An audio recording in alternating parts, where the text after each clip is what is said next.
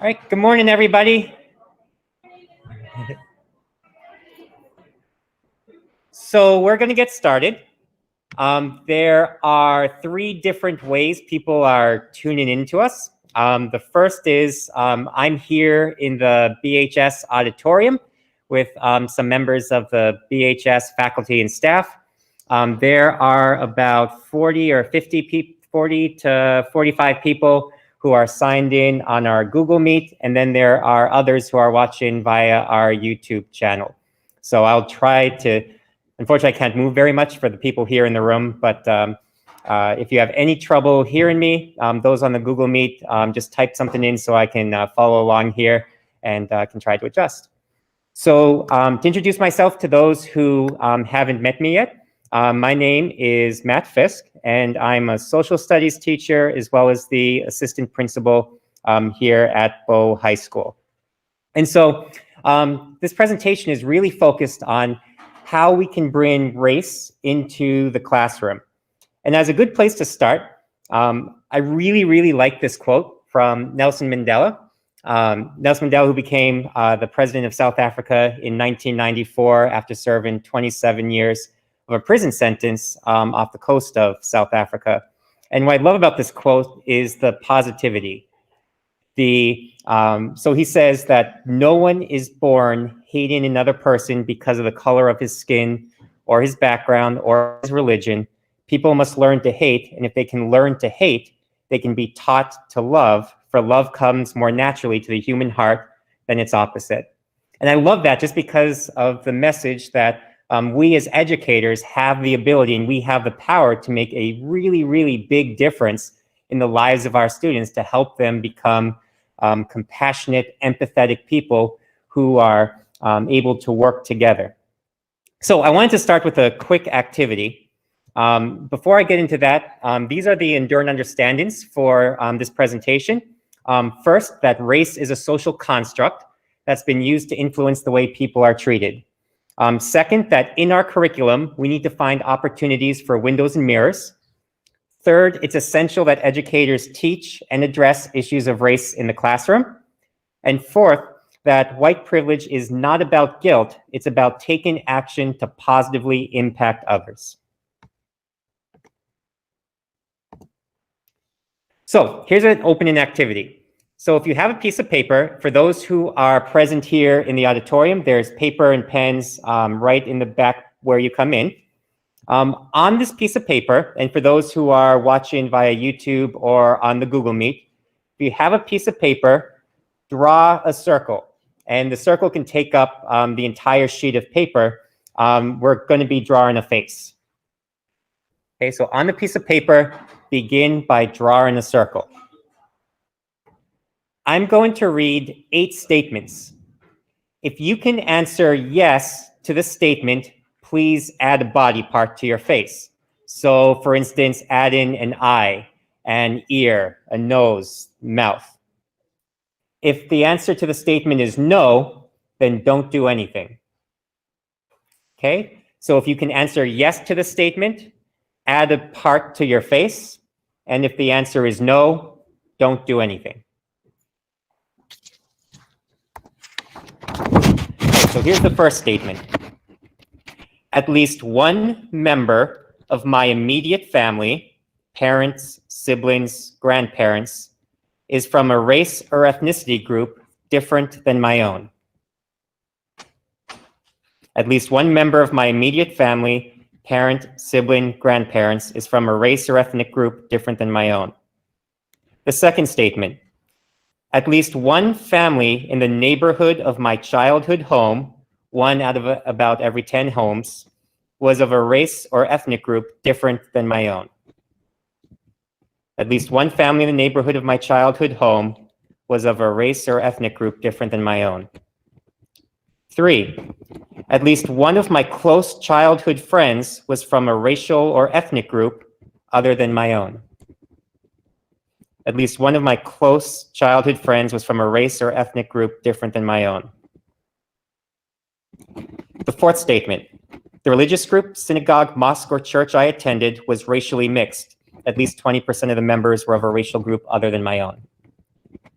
The religious group, synagogue, mosque, or church I attended was racially mixed. At least 20% members were of a racial group other than my own.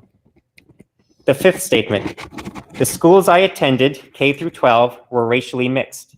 At least 20% of the student body was from a racial group or ethnic group different than my own. The schools I attended, K through 12, were racially mixed. At least 20% were from a racial or ethnic group different than my own.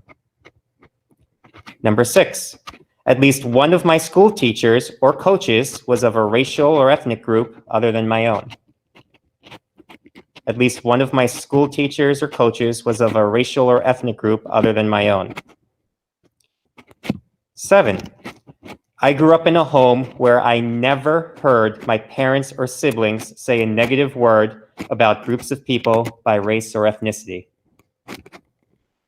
I grew up in a home where I never heard my parents or siblings say a negative word about groups of people by race or ethnicity.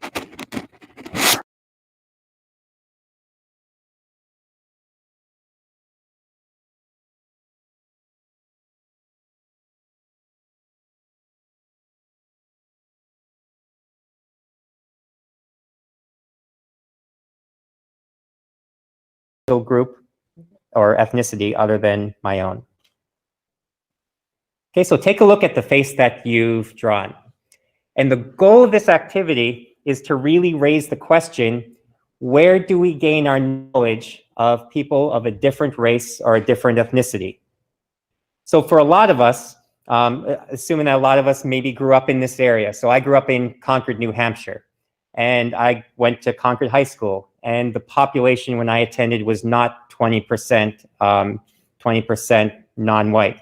It was probably closer to 3 to 5% non-white. So if you're here in the auditorium, I have these discussion questions that are up on the screen. I'll read them out loud for a second. If you're watching on YouTube with other people, you can turn to a person you're in the room with, or if you're on the Google Meet, you can type into the chat box we have there. So I want to take about 3 minutes and just turn to somebody who you're sitting near. And what does this activity reveal about your understanding of race? Or you could turn and discuss what have or where do you learn about race and people of a different race than you? And third, what might you not know about people who are of a different race other than yourself? So I'm going to give you about 3 minutes and turn and have that discussion.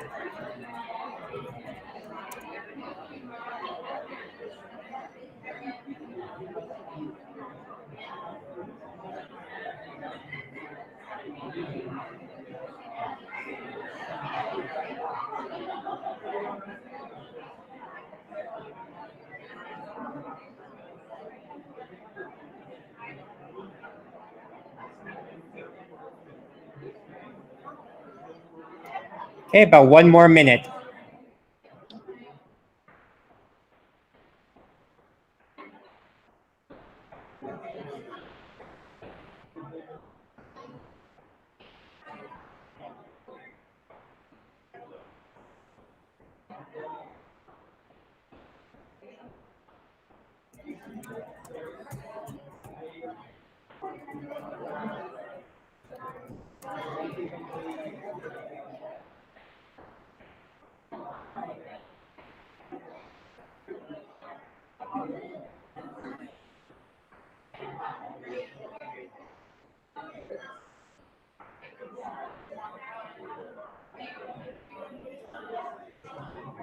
Great, thank you, everybody.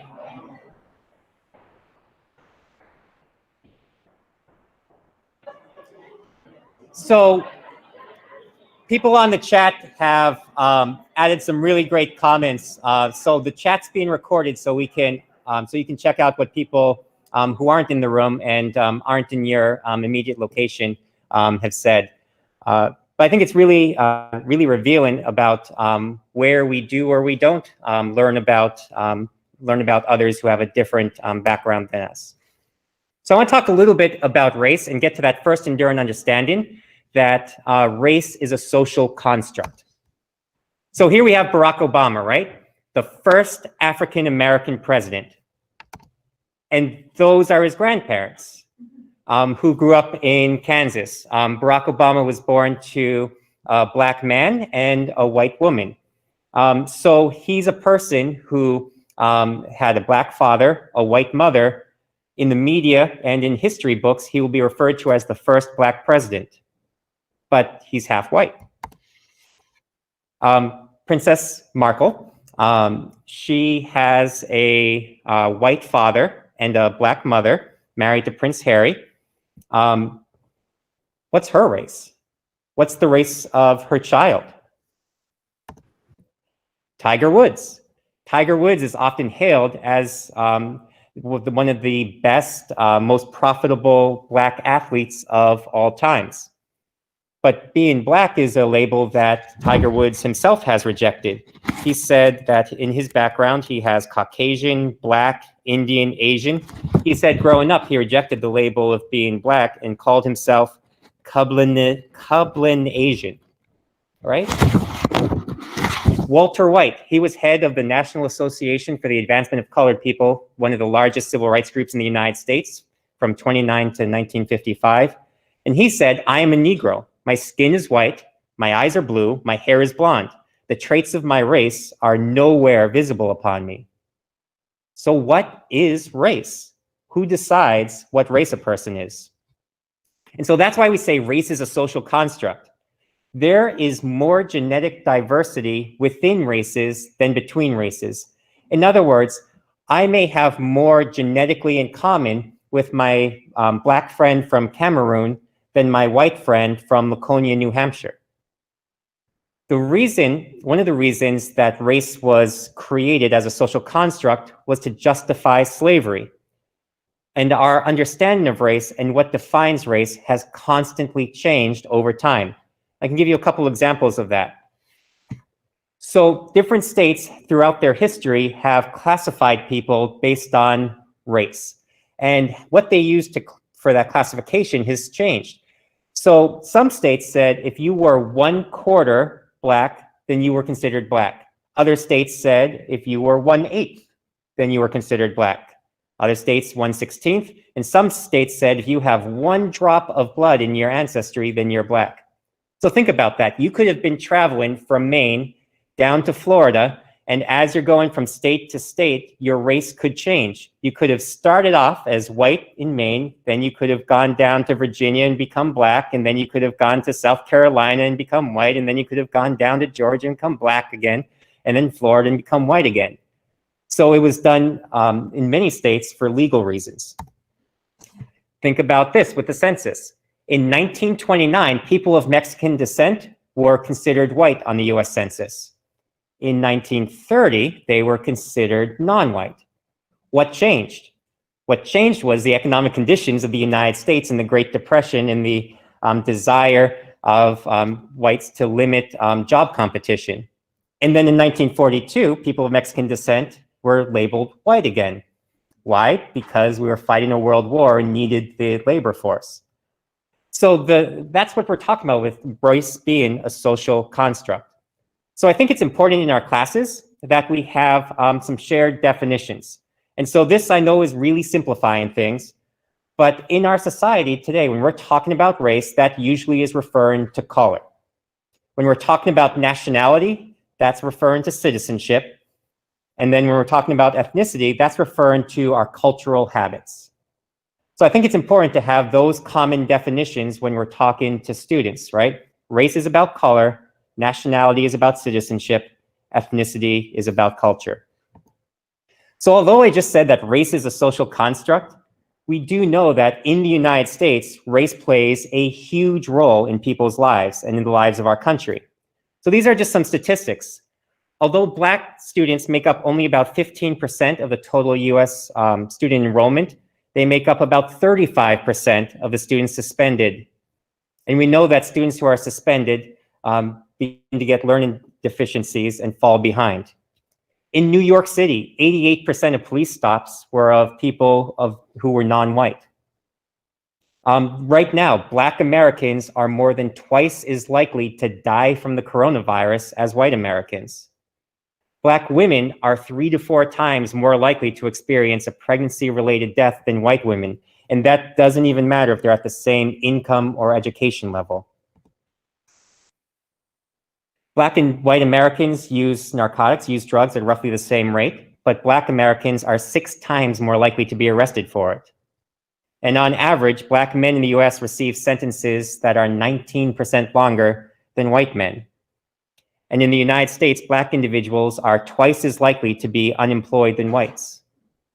And a study found that when employers were screening job applicants, names that sounded traditionally white received 50% more callbacks than names that sounded, quote, traditionally Black. So although race is a social construct, it plays a really, really large role in our society. And we just have to turn on the news to see what's going on in Wisconsin right now, to know that race continues to be an important factor. So thinking about, here are some practical things that we can do in our classes. So the first thing is to look at our curriculum. So this I found this fascinating. So in 2015, they studied children's books. And roughly 73% of children's books that were published in 2015 presented a white character or had a white lead character. The next most common was animals and trucks at 12%, and then you get to non-white characters. So imagine being a Black child in 3rd grade, going to the bookstore, and they're not seeing books that show themselves. Think about at some high schools, right?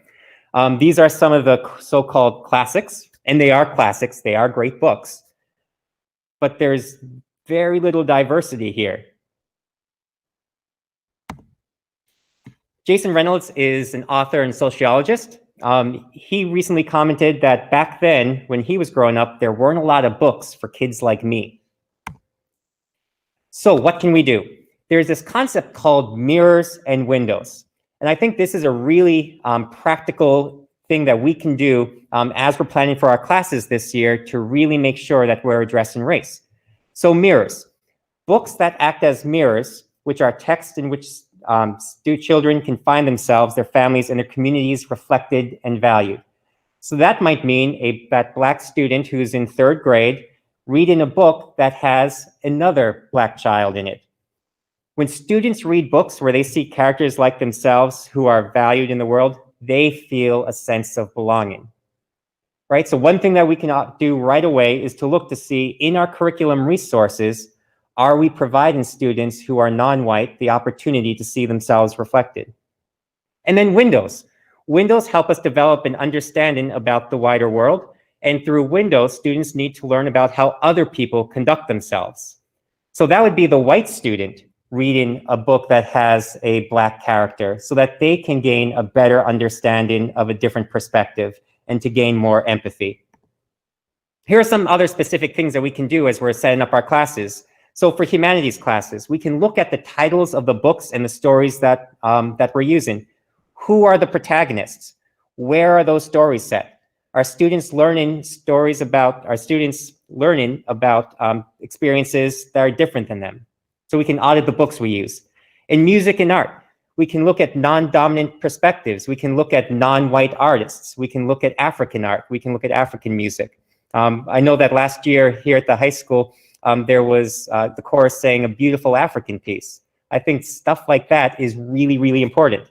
Social studies, we can provide sources from multiple racial perspectives. If we're teaching about the First World War, we can look at what was the First World War like for Latinos in America? What was it like for Black Americans? I know that the ninth grade course uses the Harlem Hellfighters, which is a great example of providing students a window. Math and science. If you're a math teacher, you can think about the word problems that we're using. So instead of Tim and Jane are going shopping for a car, it could be Jamal and Tanya are shopping for a car, using names that aren't, quote, traditionally white. Doug and Thomas have a mortgage payment that is $1,435. So bringing in the non-hetero-centric. In math courses, we can look at statistics that have to do with social issues. So we can use the practical things that are going on in our country as a way to help teach math. We can look at representation on the walls in our classrooms, the books that we have. If we're teaching science, for instance, we can look at the videos that we're showing students. If we're showing a video on climate change, are all the scientists white men? Or are there women who are being shown? Are there people who are non-white who are presented in the videos? And in science, we can teach the science of race. So for instance, all people living today belong to one biological species. So we're all the same species, every human on Earth. And there are no relationships between traits that are used to characterize people into races. So I think if we teach the science of race, we can go a long way in helping to show students that there is a lot of commonality we have in our humanity. So I want to give you about 3 minutes, and you can do this on the scrap piece of paper that you have, and think about the resources that you use in your class. What windows and mirrors do you have? And where might there be an opportunity to use a different resource? So to give you an example, I did this based on a course I taught 2 years ago when I taught an English course. On the left-hand side, I have the books that I taught, and on the right-hand side, the perspective that was being shown. So I'm going to give you about 3 minutes just to start this process and think about the resources that you use in your classroom. What are the windows and mirrors that you have, and where might you have an opportunity to bring in other perspectives?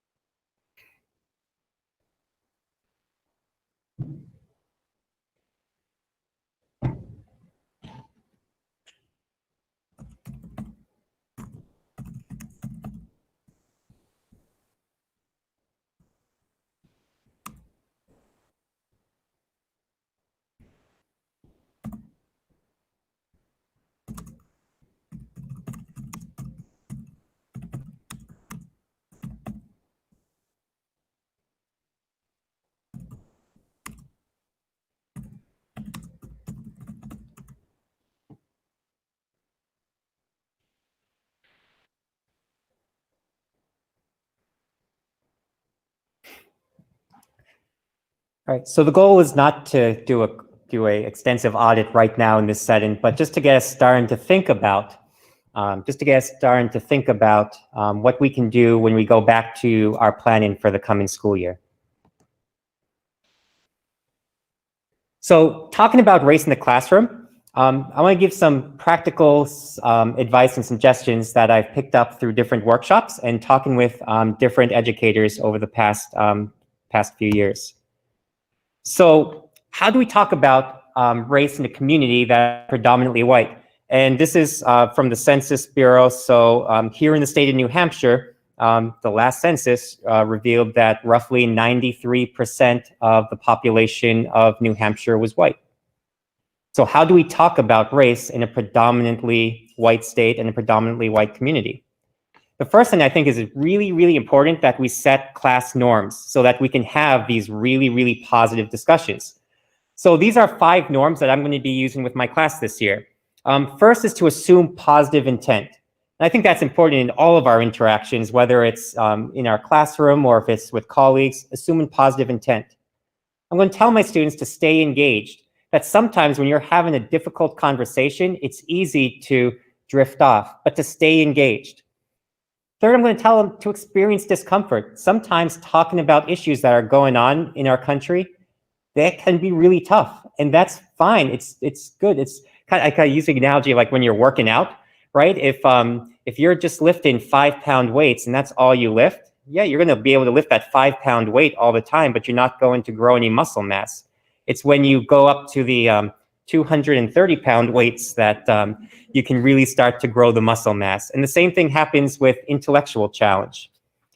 One of the things I think students do have a hard time with, I have a hard time with, is accepting non-closure. That some of the things we talk about in the classroom don't have right or wrong answers. That there will be times where we discuss things with our kids in the classroom and there isn't going to be closure. And then the last one I think is one of the most important things, and that's to speak your truth and to encourage students to share their perspectives and their experiences. One of the things I love about teaching social studies, and especially having these discussions, is kids will bring up things that I've never thought of, and I'll look at things in a different way because of what they've said. And I think when we encourage students to speak their truth, we all can grow from it. One of the things that I'm going to be doing more of this year that I've learned is to emphasize perspective. And so when I'm talking to students about my experience and my ideas, I might say from my perspective as a white male who grew up in New Hampshire. Because if I'm having a discussion with my friend Radar, who's from Cameroon, he'll say, from my perspective as a black man who grew up in Cameroon and then attended college in Florida, we're coming at these issues from very different backgrounds and perspectives. So I think for sharing with students and having students share that, saying from my perspective as a student who's grown up in this area. It's important to put race front and center, especially today in 2020 with everything going on in our country. One of the things we can do is simply ask the question, what might race have to do with this? If we're talking about economic policies in an economics class, what might race have to do with this? If we're talking about climate change, right? How might race and climate change, what might the impact of climate change be on people of different races? I mean, that's a question that is really interdisciplinary in nature. No matter what grade we're teaching, how might the author's race influence their writing? What story do these statistics tell us about race? So bringing race into the classroom in a very, very deliberate way by asking that question, what might race have to do with this? Personalized experiences. I think this is incredibly important in a community and in a state that is predominantly white. So let's say, for instance, a student says, Black people hate country music. We could respond by saying, is there someone in particular you're talking about? Because doing that personalizes the comment and doesn't allow the experience of one person speak for an entire race. That's something else I think we have to be really careful of in a community and in a state that's predominantly white, that we don't turn to the one Black student in our class and to say, so what do Black people think about this, right? We need to personalize experiences. And that's why I think it's really, really important to put perspective. So having that student say, well, as a Black student who's grown up in New Hampshire, here's my experience. I can say, as a white man who's grown up in New Hampshire, here's my experience. So I think that's really important. And I think it's always important that, and this is true of any issue, whether we hear a homophobic comment, if we hear a sexist comment, we always have to address racism and racial insensitivity. If we hear passing in the hallways a student make a racist or a racial joke, saying, I know you thought it was funny, but how might others be hurt by what you just said? I think we always have to take the opportunity to lean into those difficult discussions and to call students out whenever they don't meet our expectations. So I'll give you about 3 more minutes and to practice this scenario. So if you're with somebody else in the room, here's a scenario. You can turn and talk about it for 3 minutes. A student is talking to you about neighbors they have. And the student says, why can't they just speak English? If they won't speak the language, they need to go back to their own country. How would you respond to that student? Okay, so take 3 minutes. How would you respond to a student who made that comment?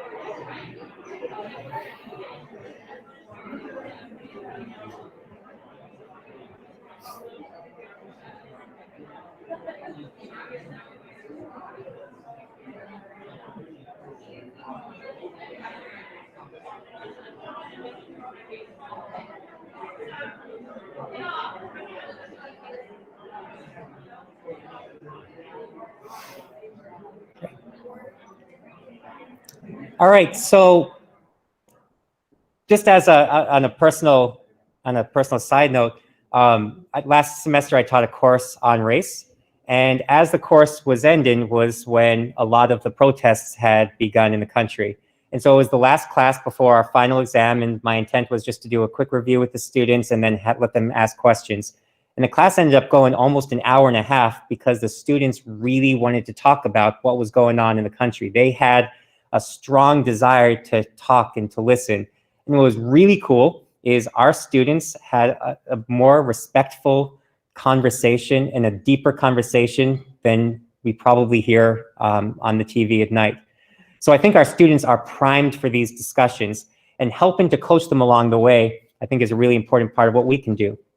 So last thing I wanted to talk about quickly was the idea of white privilege. Again, coming from the perspective that we are teaching in a predominantly white community in a predominantly white state. So if you go back to that sheet of paper, I'm going to read a series of questions. And if you can answer yes to any of these statements, just put a check mark, okay? So I can walk into a classroom and know that I will not be the only member of my race. I can enroll in a class at college and be sure that the majority of my professors will be of my race. I can take a job or enroll in a college with an affirmative action policy without having my coworkers or peers assume I got it because of my race. When I am told about national heritage or about civilization, I am shown that people of my color made it what it is.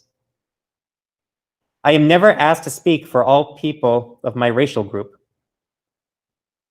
I can be in the company of people of my race most of the time. In my family, possessions or property have been passed down from one generation to another. I can go shopping alone most of the time, pretty well assured that I will not be followed or harassed. I can worry about racism without being seen as self-interested or self-seeking. And lastly, I can turn on the television or open to the front page of the paper and see people of my race widely represented.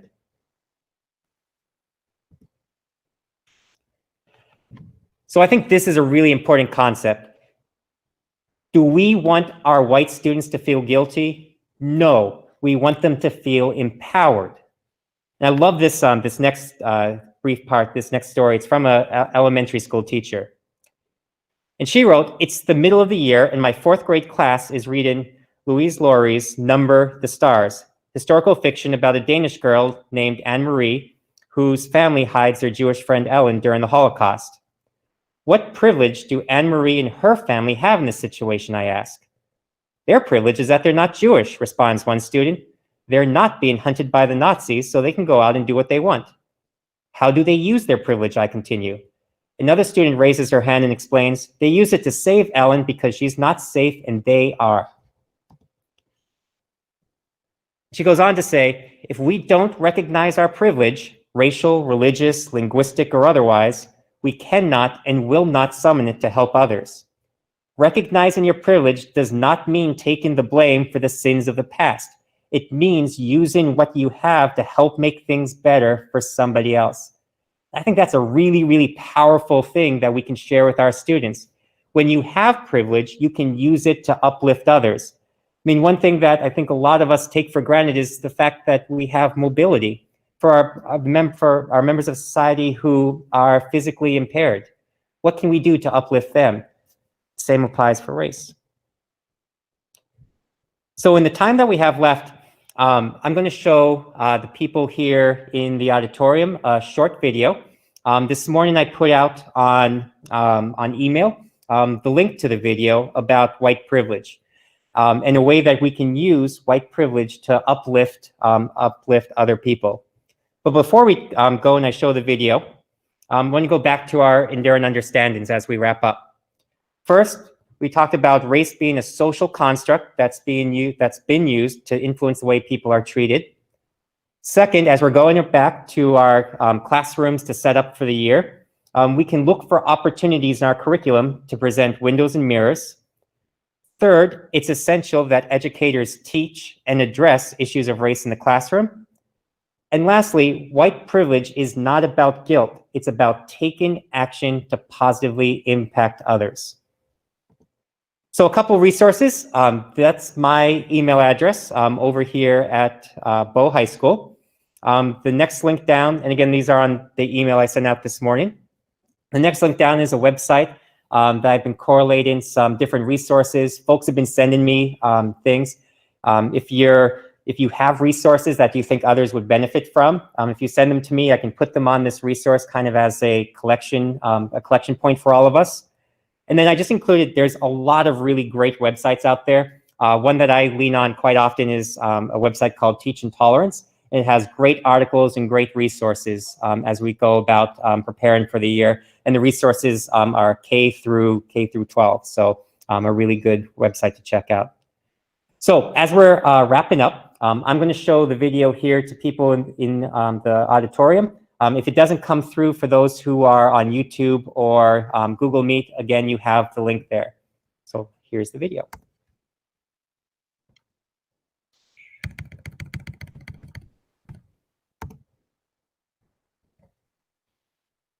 My sister-in-law, who's half black, half white, but looks white, blue eyes, whiter than most white folks, very white. She and I, we kind of grew up together. We raised our children together. So they're first cousins, and it's the wonderful, very, very multicultural family. So we're going in a Safeway one day, and Kathleen, my sister-in-law, is in front of me, and she's, writing a check for her groceries. Now, my daughter, who at the time was 10 years old, was standing with me, and I was directly behind her, getting ready to get my groceries. So Kathleen comes up, and the checker, who's a strawberry blonde, freckled, very delightful, warm, the checker, this young woman, is talking to Kathleen. Hey, how you doing? It's a nice day today. They're just chatting up, and says, yeah. So Kathy writes her check, and she steps off to the side with the groceries because she's waiting for me. Of course, again, Kathleen looks white, right? So I come up. No conversation. She looks up at me. Absolutely no, just a little chatter. And I write my check. My daughter, however, is 10, notices immediately the difference in how she responds to me. So I write my check, and she goes, I'm going to need 2 pieces of ID. At which point, my daughter looks at me, and she gets very, very embarrassed, and tears are kind of coming from her eye, like, Mommy, you're not gonna let her do this. Why is she doing this to us, right? So I'm trying to figure out what I should do, because behind me are 2 elderly white women, right? And I'm thinking, okay, so then I become the angry black woman, right? And they're gonna be, and I'm just trying to second guess all the drama. So then I just give her the 2 pieces of ID. I said, some things you gotta choose your battles, right? And then it gets worse. She pulls out the bad check book, right? So this is the book that shows the people who've written bad checks. So she starts searching for my license in the bad checks, at which point it's just out of control now. Just as I'm standing there trying to decide what to do, and it's really deeply humiliating. Now my daughter's in full-blown emotionally upset, who's 10. My sister-in-law walks back over. And she steps in and she says, excuse me, why are you doing this? And the checker goes, well, what do you mean? She goes, why are you taking her through all of these changes? Why are you doing that? She goes, well, this is our policy. She goes, no, it's not your policy because you didn't do that with me. Oh, well, I know you've been. She goes, no, she's been here for years. I've only lived here for 3 months. And so at this point, the 2 white elderly ladies go, oh, I can't believe what this checker has done with this woman. It's totally unacceptable. At which point, the manager walks over. So the manager walks over and says, is there a problem here? And then my sister-in-law again responds. She goes, yes, there is a problem here. Here is what happened. So you see, she used her white privilege. And even though Kathleen is half black and half white, she recognizes what that means. And she made the statement. She pointed out the injustice. And she, as a result of that one act, influenced everyone in that space.